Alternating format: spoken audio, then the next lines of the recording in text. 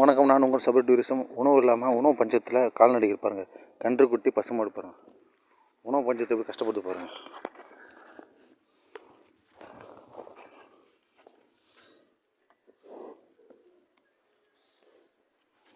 உணவு பஞ்சத்தை எப்படி கஷ்டப்பட்டு பாருங்கள் கால்நடைகள்.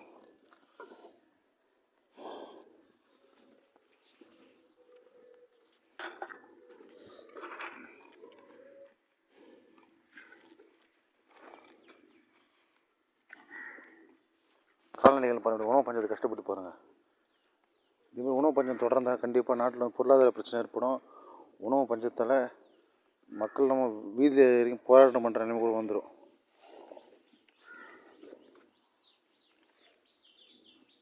பாருங்கள்,